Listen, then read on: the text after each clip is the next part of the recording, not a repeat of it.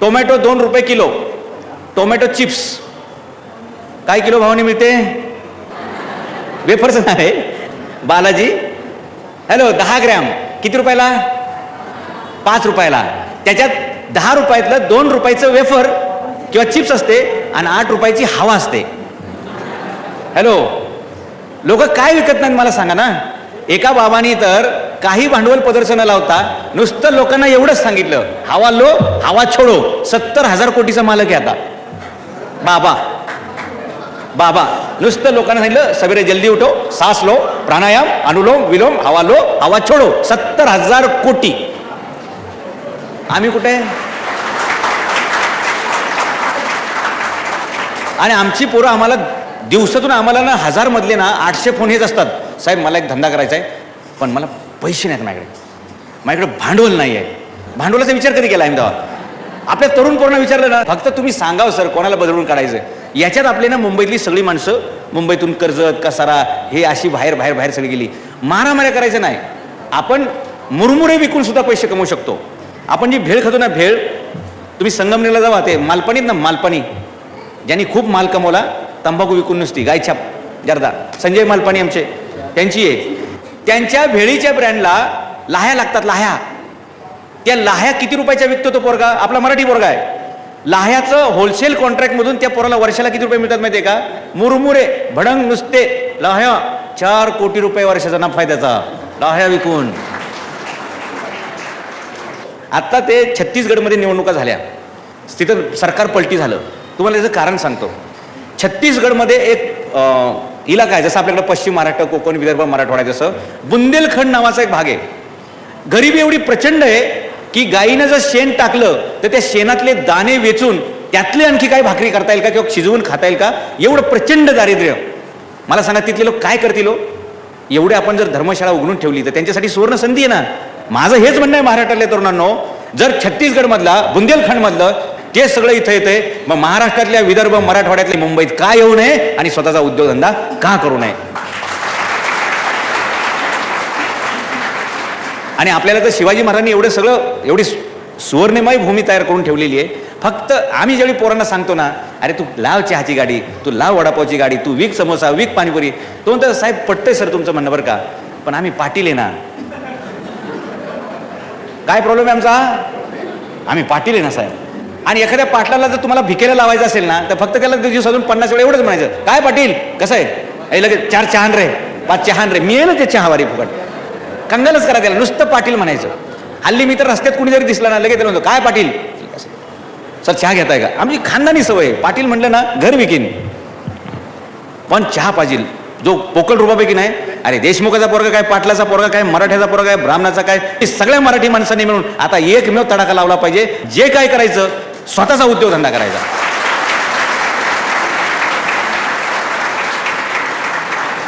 किती नफा मिळतो माहिती आहे तुम्हाला?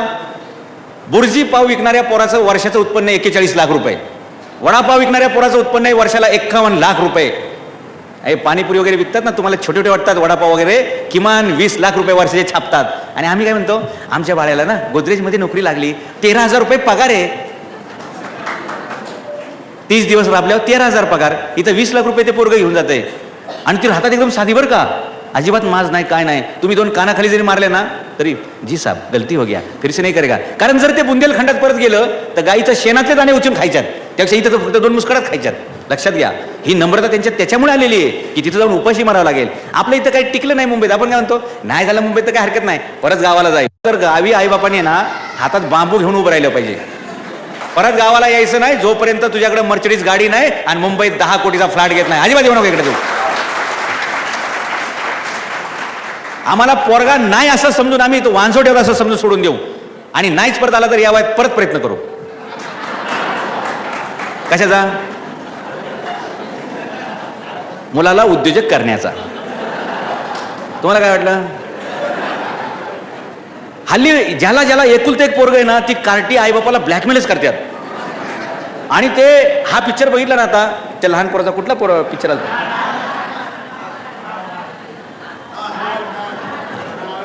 म्हणजे मुंबईत श्रीमंत माणसं असतात याचा पुरावा आहे, सगळ्यांनी नाव बघितलं आहे. बरोबर, जर आईबापांनी काय लाड केले नाही ते पोरग लगेच म्हणतंय मला नाही वाटत तुम्ही माझे खरे आईबाप आहे. आपण त्याला हे सांगितलं पाहिजे तुझे खरे आईबाप आहोत, तुझ्या भविष्यासाठीच बनतोय की तू परत गावाकडे यायचं नाही. तुला अंगावल्या कपड्यानिशी पाठवलंय, परत येशील तर तू गावात स्वतःची गाडी आणि स्वतःचं वैभव उभं केल्याशिवाय परत तुला गावात एंट्री नाही, असं म्हणून पोरांना पाठवा. नाही तर आपण जर म्हणलं ना जा चुलत्याकडे मामाकडे राहा, काय मुंबईत हातपाय मारता येईल का मार, नाही तर ये आपलं परत गावाला आहेत, तर गावातलं घर सुद्धा विकावं लागेल. लक्षात घ्या, गावातलं सुद्धा घर विकावं लागेल. आणि म्हणून या महाराष्ट्रातील तरुणांना जर तुम्ही शिवाजी महाराजांना आपला आदर्श मानत असताल तर लक्षात ठेवा, आता मुंबईतल्या चेंबूरच्या गोवंडीच्या बैंगनपाड्याच्या झोपडपट्टीत तुमचं स्थान नाही. तुमचं स्थान हे तिकडे मलबार हिल वगैरे तिकडे बंगलेत ना मोठमोठे, मुलुंडला टॉवर आहेत ना, तिथे असलं पाहिजे. म्हणजे आपलं शेत ही जशी आपली पॉवर आहे की नाही, आता टॉवर ही सुद्धा आपली पॉवर असली पाहिजे. आणि मराठी माणसाने डायरेक्ट वावर टू टॉवर असा प्रवास केला पाहिजे. नाही तर गावातले पण एका खेड्यातून आलाय, मुंबईत पण कुठेतरी एखाद्या असलपा व्हिलेजमध्ये झोपडपट्टीत भटवाडीला राहतोय. ती स्वप्न पूर्वीच्या पिढीची होती, आताच्या पिढीनं तशी स्वप्न बाळगायची नाही. आणि कुणी सुद्धा मुळशी पॅटर्नचं रिपिटेशन करायचं नाही. आता घडवायचा तो मावळ पॅटर्न. 1 रुपयाची बापाची जमीन न विकता 1 कोटीची गाडी घेऊन गावात जायचं, हा मावळ पॅटर्न उभा करावा लागेल. आणि पोरांना तुम्ही स्पष्ट सांगायचं तुला असा वाऱ्यावर सोडला तुला अजिबात मदत मिळणार नाही. जेव्हा आम्ही घरातून मदत करतो की नाही, 2 वेळच्या भाकरी पण भाजून देतोय, बांधून देतोय, पार्सल पण देतोय, त्या आयुष्यात उभं राहणार नाही. पण शिवाजी महाराजांच्या मागे कोण उभं होतं? सह्याद्रीच्या दऱ्याखोऱ्या आणि इथली सामान्य माणसं उभी होती. आणि म्हणून शिवाजी महाराजांना स्वराज्य उभं करता आलं. म्हणून मुलाला 4थी 5वी पासून ट्रेनिंग द्या. अमेरिकेत पोरं 15-16 वर्षाची झाली की आईबाप त्याची बॅग भरून देतात, ही बॅग घे आणि स्वतःच्या पायावरती उभा राहा. म्हणून तिथली पोरं श्रमप्रतिष्ठा आहे. तिथली पोरं टॉयलेट साफ करण्यापासून, मार्केटिंग करण्यापासून, सेल्स करण्यापासून स्वतः कामं शिकतात. आणि म्हणून आज अमेरिका महासत्ता आहे. आमच्याकडे 30 वर्षाचं गाढव झालं ना, गाढव 30 वर्षाचं, तरी त्याचा बाप म्हणतो नाही आमचा बाळ्या ना अजून लहानच आहे, त्याला काही जास्त कळत नाही. आणि अशा गाढवाचं लग्न ठरवायला कशाला जाता तुम्ही, ज्याला अजून काही कळतच नाही. म्हणून पोरं 10-12 वर्षाची झाली ना तेव्हापासून त्यांना आपण काहीतरी विक्री कौशल्य, विक्री कला शिकवली पाहिजे. आणि ज्याला काही विकता येणार नाही ना त्याने स्वतःला विकायची तयारी ठेवली पाहिजे. मग आणि जर स्वतःला विकायचं नसेल तर विक्री कला शिकली पाहिजे. पाणीपुरी विका, भेळ विका, शेवपुरी विका, काही पण विका, पण स्वतःचं भवितव्य उभं करा. लक्षात ठेवा, ज्यांनी विक्री कला शिकली त्यांनी जग विकत घेतलंय. विकायला लाजू नका. असं स्टॉलवर तुम्ही उभं राहिलं आपल्याला एवढीच लाज वाटते, मग आमच्या गावातलं कोणी बघितलं तर, नातेवाईकांनी बघितलं तर, अरे काय लाजायची गरज आहे? कोण तुमच्या घरी आणून देतो? जर तुमच्याकडे पैसे नसेल ना, सक्का मामा सुद्धा तुम्हाला त्याची पोरगी देत नाही. आणि जर तुमच्याकडे पैसे असतील ना तर ओळख नाही पाळख नाही, तो माणूस सुद्धा तुम्हाला म्हणतो यावर्षी कर्तव्य आहे का साहेब? हॅलो, मला 16 देशमुखांनी रिजेक्ट केलेले आहे का? तर मी पुस्तकं लिहितोय. त्यांना असं वाटलं की पुस्तकं लिहिणं म्हणजे करिअर नाही. तर ह्यांना इंटरेस्ट कशात? पैसे किती छापतोय. म्हणून मी तेव्हापासून लोकांना सांगतोय तुमची डिग्री किती आहे, ज्ञान किती आहे, याला दुनिया काहीच मोजत नाही. तुमच्या खिशात किती पैसे आहेत याचीच बाजारात किंमत आहे. आणि ज्याला मोठं व्हायचं ना त्यांनी गावात कधी राहायचं नाही. ज्या गावात जन्म झाला ना त्या गावात जास्त वेळ थांबायचं नाही, लगेच तिथून कल्टी मारायची. आणि ज्याला मोठं व्हायचं ना त्यांनी नातेवाईकांकडे चहा प्यायला गेलो, दत्त जयंती होती म्हणून जेवायला गेलो. गिळायचा लय शौक आपल्या लोकांना. फुकट कुठं गिळायला मिळेल? डॉक्टर साहेब जेवण ठेवलंय का? जेवण आहे का कार्यक्रमानंतर? नाही ना.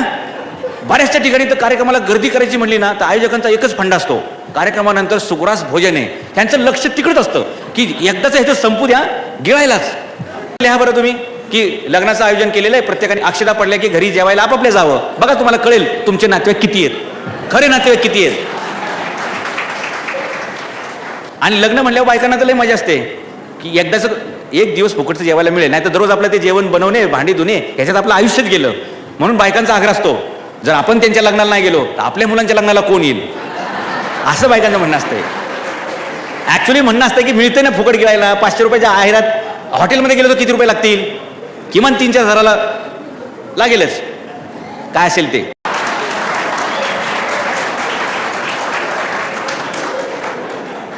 आपले पडद्याच्या मागे लय शूर असतात लोक. आणि घरात म्हणणार तू सांग कोणाला मारायचंय, आणि बाहेर आलं ना नाही नाही साहेब ते चुकून झालं, तरुण पोर असतात असं समजून घ्या, आपलीच माणसं आहेत बरं का. आपण तुम्ही मराठी मी मराठी असं तिथं मग बरं का असं मांजर, घरात वाघ, वाघ आहे, मराठी माणूस वाघच आहे. कुठं? बाथरूममध्ये. मैदानात आलं ना, नाही नाही नाही नाही, ते कसं आहे, प्रेमाने आपण सॉल्व्ह करूया छानपैकी. हां, माझा सांगण्याचा मुद्दा असा होता की जर आपल्याला मुलं मोठी करायची असतील ना, तर कोणाच्या तरी आश्रयानं राहणं सोडून द्या. आणि उगाच दत्त जयंतीला गेलो, अष्टमीला गेलो आणि ह्याला गेलो, हे बघा ना, ते भैया एकदा आले ना मुंबईत, 4-4 वर्ष गावाला जात नाहीत. तिकडून पत्र येतं, आप बाप बन गए. तो म्हणतो ठीक आहे, इधर ही पेढा बाटेंगे. लक्षात घ्या, म्हणजे नुकतंच लग्न झालंय, महिन्याभरात ते पोरगं घर सोडतंय, पुढे 4-4 वर्ष गावाला जात नाही, कारण ते आपल्याला मूल होणार आहे. त्याच्या भवितव्यासाठी आपण रात्रीचा दिवस केला पाहिजे. आमची माणसं काय करतात, लग्न झालं 15 दिवसांनी मुंबईला येतात, परत काहीतरी काम काढतात 15 दिवसांनी. नाही आलतो जरा, ते याचं ते व्यवहार बाकी होता ना. मग जत्रा आलीच आपली, जत्रा 2 दिवसाची, हा 20 दिवस गावालाच. दिवाळी आली, 21 दिवस गावाला. मला सांगा, मला ह्याला कामाला ठेवेल का? ह्याचा धंदा टिकेल का? कुठला गुजराती मारवाडी जैन तुम्हाला दिवाळीमध्ये दुकान बंद ठेवूून गावच्या जत्रेला गेलेलं दाखवा. पण आमचं मात्र बेनं जत्रेला गेल्याशिवाय नाही, कुलदेवता ना आपली, गेलंच पाहिजे. जसं देवाने म्हटलं याला की तू नाही आला ना, त्यावेळी मी मंदिरातून पळून जाईल. जत्रा बित्रा काय नसते, ह्याला ह्याचा शोक. देवाच्या पुढे बकरं का कापायचं? देवाच्या नावाने. मग मंदिरात नेऊन काप ना. देव जर खातो ना तर मंदिरात नेऊन काप. पण मटण सगळं ह्यो खातो आणि देवाला फक्त शिंग, कारण ती शिजत नाहीत, नाही तर ती पण सोडली नसती. 400 किलोमीटरचा प्रवास 400 रुपयेचं मटण खाण्यासाठी. पण ते जाण्या येण्यात तुमचा वेळ, श्रम, पैसा जो जातो ना, त्याच्यात तुम्ही इथं 4,000 रुपये कमवले तर 10 दिवस खाऊ शकता निवांत. पण नाही, खाण्यासाठी. आणि नाव देवाचं मध्ये घालायचं, कुलदेवतेचं. वर्षातून एकदा जावं लागतं ना. जावं लागतं. काय तुला शौक आहे सांग ना खायचा? काही लोक तर ते जत्रेला हे उसने घेऊन जातात पैसे, पण गावात अशी एंट्री असते. तसं काय हा मुंबई विकत घेऊन आलाय. जत्रा संपल्यावर परत म्हणतो, भाऊसाहेब 500 रुपये उसने देता का? मला जरा हाशिलाला शिल्लक राहिलं नाही. ही आमची गावागावातली वस्तुस्थिती आहे. आणि ही बदलायची असेल तर आम्हाला हे बाकीच्या भानगडी कमी करून उद्योगधंद्यावर फोकस करावा लागेल. एकदा मुंबईत आलो तर स्वतःचं पहिलं काय घेतलं पाहिजे? घर घेतलं पाहिजे. हां, कोण म्हणलं घर? हात वर करा. घर घेणारे आहे का? बांबू वेगळं. यांना फटके दिले पाहिजेत स्वतःचं घर म्हणणाऱ्यांना. गुजराती माणसं जैन मारवाडी घेतात का गेलं? मुंबईत आलं की पहिलं टपरी, कुठं दुकान ठेला लावायला मिळेल, भाजीपाला मांडतील, केळी मांडतील, विकायला सुरुवात करा. 4-4, 5-5 भैया एकत्र राहतात. एक जण चपात्या लाटतो, एक जण डाळ बनवतो, एक जण भात बनवतो. ज्या कढईत बनवतात त्या कढईतच जेवतात. ज्या तव्यात चपात्या लाटतात त्याच्यातच एक जण जेवतो. त्यांची भांडी किती असतात? 5 ते 6. म्हणजे इथली पथारी उचलले की 2 तासात दुसरीकडे. आपलं सामानच एवढं असतंय की ते वाहण्यासाठी एक टेम्पो लागतो आणि उपयोग काय नाही. मुलीच्या आईबापांना ना फटके दिले पाहिजे. इथं राहायला जागा नाही आणि एवढे भांडी देता कशाला?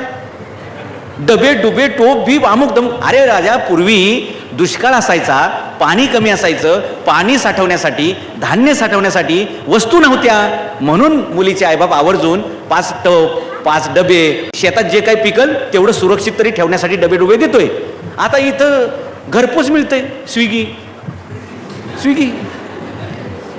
मला सांगा, काय 50 किलो साठवायची गरज आहे का? आता 5 किलो दुकानातून आणलं, साफ केलं, लगेच दळणाला दिलं आणि संपला विषय तुमचा. पण आजही आमची देशमुखी पाटीलकी कशा दे 5-50 अशा गव्हाच्या गोण्या, तांदळाच्या गोण्या, याची प्रॉपर्टी तेवढीच. ते 5 पोती गव्हाची. गव्हाचा भाव किती? 17 रुपये किलो.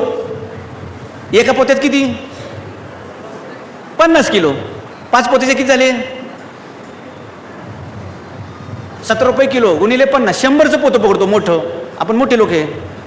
1700 रुपयाचं एक पोतं. ह्याच्या घरात किती पोती आहेत? 5. किती झाले? 15×5 = 75. लय तर लय 9,000चा मामला घरात. जमीन आहे आमची गावाला, बागायती आहे. काय पिकतंय? गहू. त्याच्यापेक्षा शतावरी पिकवली का तुम्ही? शतावरी 1 एकरमध्ये 9 लाख रुपयाची शतावरी पिकते. माहिती आहे का तुम्हाला?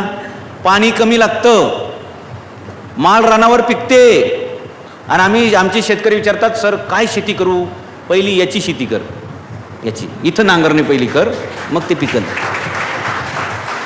परभणीमध्ये एका गावामध्ये 2-3 तळी होती. डुकरं सुद्धा तिकडे फिरकत नव्हती. एका पोराला असंच कळलं कुठतरी मोत्याची शेती कशी करायची. त्यांनी त्या तलावामध्ये ते मोती सोडले, शिंपले. आज ते पोरगं जवळपास 20 लाख रुपये वर्षाला कमवतंय. गावचं तळं जिकडं कोणी फिरकत नाही त्या तळ्यात शिंपले सोडले, मोत्याचा धंदा करतंय. आमची पोरं काय करतात? तळ्याच्या काठी बाजूला कुठली जागा दिसते का आडोशाची, अशी बघतात. कशासाठी? जर भेटलीच एखादी आरची तावडीत, बरोबर ना? आहे त्या परिस्थितीत, आहे त्या स्थितीत, आहे त्या सिच्युएशनमध्ये बरेच उद्योगधंदे करता येतात, पण आम्हाला भलतेच धंदे शिकवले जातात. तुम्ही कुठलेही पिक्चर बघा, मराठी हिंदी, 100 मधल्या 90 पिक्चरमध्ये एकच स्टोरी असते. एकच स्टोरी, एक सुंदर मुलगी, तिच्या मग एक टार्गेट पोरग, हां, मग ते पटवापटवीची भानगडी, मध्येच हाणामारी, आणि शेवटी त्यांचं लग्न होतं. एवढी भानगड बघण्यासाठी आम्ही आयुष्य काढायचं का? त्याच्यापेक्षा तू असा उद्योग कर, असे पैसे कमव की तुझं लग्न ठरायची वेळ आली तर तुला अशी स्थळांची लाईन लागली पाहिजे. RG1, RG2, RG3, RG4, RG5, एवढे पैसे कमव. सोपं आहे की नाही? पण आम्हाला पिक्चर खरे वाटतात. ॲक्च्युली लाईफ काय आमची? ज्याच्या खिशात पैसे तो राजा, आणि ज्याच्या खिशात पैसे नाही तो भिकारी, तो कंगाल. तुम्हाला काय व्हायला आवडेल? भिकारी. बरोबर? राजा कधी होतो माणूस माहिती आहे का? नोकरी करून कुणी राजा होऊ शकत नाही. आई वडिलांनी घर बांधलेलं असते, त्या छपरात राहायचं, कारण खोली छोटीशी 10x10ची. जर सून करून आणली तर मुलांनी कुठं झोपायचं, नाही बापांनी कुठं झोपायचं? तुम्ही मुळशी पिक्चरमध्ये बघितलं असेल, पाटील डायरेक्ट वळकोटी बांधून घराबाहेरच गेले. पटलाचं पोरग ते. तुम्ही 150 स्क्वेअर फुटामध्ये, जिथे तुमचं बाथरूम तर बाहेरच आहे, त्याच्यामध्ये 2 संसार होऊ शकत नाही, हे समजल्यामुळे आईबाप मुलाचं लग्न लावून देतात. तू मुंबईला राहा, आम्ही गावाला जातो. पण हेच जर तुमच्याकडे 2 BHK फ्लॅट असेल तर आई बापा सकट मुलाला राहण्याचा आनंद मिळेल. म्हणून मुंबईत मराठी माणसांनी आता बिल्डिंगमध्ये आणि टॉवरमध्ये राहायला गेलं पाहिजे. आणि टॉवरमध्ये जाण्याचा मार्ग केवळ उद्योगधंद्यातून जातो, नोकरीतून जात नाही.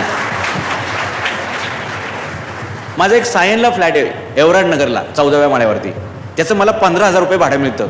ते मी कायमस्वरूपी माझ्या आईलाच देत असतो. तिच्या अकाउंटमध्ये कायम 4-5 लाख रुपये पडून असतात. हे का सांगतोय? जर मी नोकरीला असतो तर मी उलटे ते 15,000तले 13,000 हाणले असते दर महिन्याला.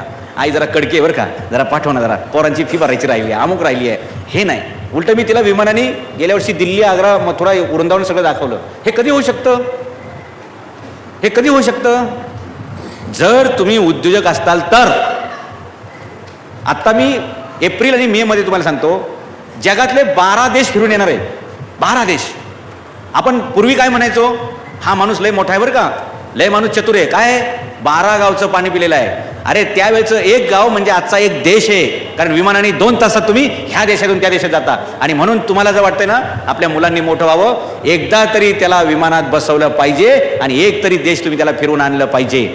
लग्न उशिरा केलं तरी चालेल हो. काय लग्न उशिरा केलं म्हणजे काय प्रॉब्लेम होतात का? नातू होत नाही का तुम्हाला? नातवंड होत नाहीत का? तुम्हाला विश्वास नाही का तुमच्या बाळ्यावर? आम्हाला उठसूट लग्नाची लय घाई. 18 वर्ष झालं पोरगं, 20 वर्ष झालं, 22 पहिलं त्याला स्वतःच्या पायावर उभं करा. आणि जर तुमची मुलगी असेल तर मुलीचं लग्न वाजत गाजत करून 40 लाख रुपये खर्च करण्यापेक्षा थोडक्यात लग्न करा, रजिस्टर करा, इकडचे 50 इकडचे 50, आणि तेच 40 लाख रुपयातलं 35 लाख रुपयाचा एक गाळा तिला लग्नात दत्तक म्हणून देऊन टाका. की पोरी उद्या जर माझ्या जावायचं काय बरं वाईट झालं, जर त्याची नोकरी गेली, त्याचा धंदा नीट चालला नाही किंवा अपघातात तो मेला, तर त्या 35 लाख रुपयाचा गाळा आहे ना, त्याचं महिना 35,000 रुपये भाडं येईल आणि तू आयुष्यभर सुखाने राहशील. हा बदल करा. नुसतं गावाला दाखवण्यासाठी मोठं लग्न केलं, काय झालं? पुढे पोरगी झोपडपट्टीत, पोरगी परत भाड्यानी. हे उद्योग कशाला पाहिजे तुम्हाला? म्हणून मुलीला देताना भांडे कुंडे साड्या बिड्या हे देण्यापेक्षा सोनं पण देतात काय लोक. मुलीला 10 तोळे दिले, 20 तोळे दिले, 30 तोळे. कशाला? सोन्यामुळे पैसे वाढतील का? पैसे वाढतील कशाने? काहीतरी उद्योगधंद्यात लावले म्हणजे उद्या तुमच्या मुलीला उद्योग तरी करायची गरज आहे का? नुसतं त्या दुकानाचं भाडं जरी घेतलं तरी ती मुंबईमध्ये राहू शकते, मुंबईत सन्मानाने राहू शकते. पण 40 लाख रुपयाचं लग्न केलं त्यानंतर जर तिला परत माहेर यायची वेळ आली तर तुम्ही स्वतःच बेकार झालेले आहात, तर मुलीला कुठला आधार देऊ शकता? आणि म्हणून शिवाजी महाराजांचं ऐका. शिवाजी महाराजांनी त्यांच्या 4ही मुलींसह 2ही मुलांची लग्न अत्यंत साधेपणाने केल्यात. ज्या माणसाकडे 3 लाख लोकांचं लष्कर आहे त्यांच्या मुलीच्या आणि मुलाच्या लग्नाला 500 वराडी हो. आणि आमच्याकडे खायलाच काय नाही, संध्याकाळी 5,000 लोक जेवले आणि 1,500 पत्रिका छापल्या. ही बंद करा नाटकं, तर मराठी माणूस मुंबईत उभा राहील. लग्नाचा खर्च दोन्ही बाजूनी कॉमन करा. 40 लाख इकडचे, 40 लाख इकडचे, 80 लाख एकत्र करा आणि मलबार हिल साईडला एखादा गाळा घ्या आणि तिथं व्यवसाय उद्योग सुरू करा. आम्हाला लोक अजून काय सांगतात, गावी 5 एकर जमीन आहे सर. अरे तुझी 5 एकर जमीन म्हणजे मुंबईतला 500 स्क्वेअर फुटाचा एक गाळा आहे. तेवढ्यात येते 5 एकर जमीन. गावी 5 लाख रुपये एकरी भाव असेल तर 5 एकरचे किती झाले? 25 लाख. इथं गाळ्याची किंमत 70-80 लाख आहे. किती आहे? एवढा स्टेज एवढा गाळा 70 लाखाला असतो. तो घ्या ना तुम्ही. हा बदल जरी केला ना तरी मुंबईत मराठी माणसाला छानपैकी उभं राहता येईल. आणि मुंबईत मराठी माणूस उभा राहील ही अपेक्षा तुम्ही पुढाऱ्यांकडून सोडून द्या. पुढारी हे करू शकत नाहीत. पुढारी स्वतः उभे राहतात तुम्हाला आडवे करण्यासाठी. कुठल्या पुढाऱ्यांनी मला सांगा की गोरगरिबाच्या पोराला सांगितले चल दुबईला, चल अमेरिकेला, तुला मी उद्योगधंदे कसे केले जातात शिकवतो. नाही, ते त्याला गल्लीतच फिरवणार, गल्लीतच फिरवणार. आणि काय फक्त त्याच्या खांद्यावर हात टाकला की नाही त्याला पण असं वाटतं ना की अण्णांनी हात टाकला, बापूने माझ्यावर त्यांचा आशीर्वाद. काय नाही, काय नाही, यांनी हात टाकला की वाटोळं पक्क आहे, पक्क आहे. म्हणून मी पोरांना नेहमी सांगतो, पांढरे कपडेवाले बघितले ना 500 फुटावूनच पळत सुटायचं की नको, जय महाराष्ट्र, नको. धंदा एकमेव हो, फक्त लोकांचं कौतुक करायचं.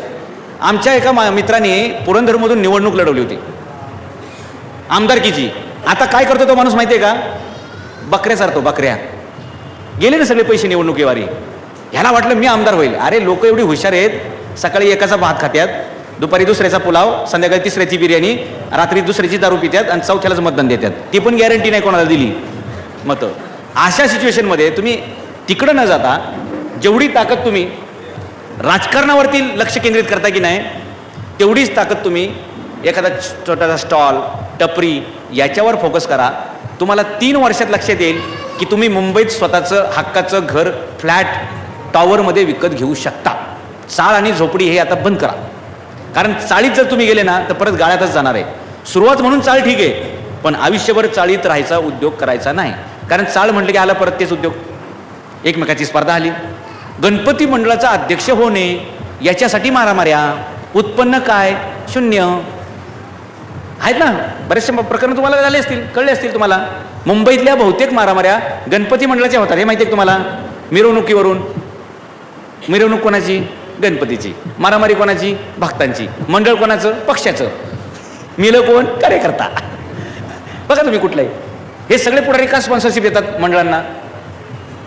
हॅलो, त्यांनी हे उद्योग करण्यापेक्षा, देवी आणि गणपती बसवायला पोरांना पुढाकार देण्यापेक्षा त्यांनी जर असं सांगितलं की या मंडळातल्या 50 पोरांना तुम्ही बाहेर पडा, तुम्हाला प्रत्येकाला मी 5-5 लाख रुपये देतो, तुम्ही स्वतःचा एक छोटासा स्टॉल टाका, त्या दिवशी खरी क्रांती होईल. गणपती बसून होणार नाही. मी पण वाट बघतोय बरं का. मला एक माणूस म्हणला होता 15 लाख रुपये देतो, जो अजून देतोय मला पैसे. मग मी त्या आठवलेंना विचारलं, म्हणलं आठवले साहेब ते तुमचे मित्र आम्हाला पैसे देत नाहीत 15-15 लाख रुपये. ते म्हणले ते टप्प्याटप्प्याने देणार आहेत, हळूहळू देणार आहेत. म्हणजे काय 5 वेळा ह्याला निवडून द्यायचं का? हा, मी त्यांना विचारलं काय? ओ आपको देने वाले,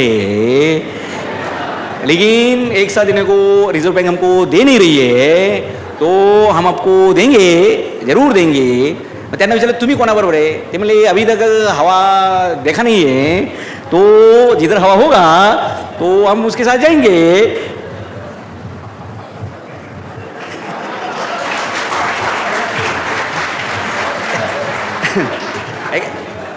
आठवले तेवढेच मी सांगितले, मी काय पाठ करून नाही बोललेलो. जे टीव्हीला वगैरे बघतो तेवढंच मी आहे. मुंबईत मराठी माणूस, महाराष्ट्रात मराठी माणूस हा शिवाजी महाराजांच्या विचाराने उभा राहू शकतो. फक्त आपल्या पोरांनी नोकरीचा मार्ग बदलून उद्योगधंद्यामध्ये आलं पाहिजे, एवढंच मला म्हणायचं. तुम्हाला सांगतो, कांद्याला भाव मिळत नाही, कोथमिरीला भाव मिळत नाही, भाजीला भाव मिळत नाही, ह्याला भाव मिळत नाही, त्याला भाव मिळत नाही. बाहेर जाऊन चेक करा. हॅलो, बाहेर जाऊन चेक करा. वर्षाचे 12ही महिने सफरचंद मिळतं की नाही? हातगाडीवर हात वर करा ज्याला पटतंय की हा सफरचंद मिळतं. हा, असं कधी झालं का सफरचंद तुम्हाला 40 रुपये किलोनी मिळालं? 100 रुपयाच्या खाली कधी मिळालं का तुम्हाला? एकदम फ्रेश असेल 180, 2 दिवस जुना असेल 140, टाकूनच द्यायचे संध्याकाळी. तो काय म्हणणार? 100 रुपये से नीचे मिलेगा नाही, लेने काय तो लिहो नाही. विकणारा कोण असतोय? सफरचंद विकणारा. स्पेशली सांगतोय तुम्हाला मी, स्पेशली सफरचंद विकणारा तुम्हाला कोण मराठी म्हणून दिसला? कोणीच नाही. सफरचंद बनतो कुठे? काश्मीरमध्ये. काश्मीरमध्ये कोण आहे शेतकरी? मुस्लिम. कुठल्या गाडीत येतात ते सफरचंद? मुस्लिम लॉरीवाल्याचे येतात. ते कोणाला विकतात इथं आल्यावर सफरचंद? मुस्लिम माणसाला विकतात घाऊकमध्ये. आणि तो मुस्लिम व्यापारी कुठल्या व्यापाऱ्यांना देतो? त्याला बागवान म्हणतो आपण.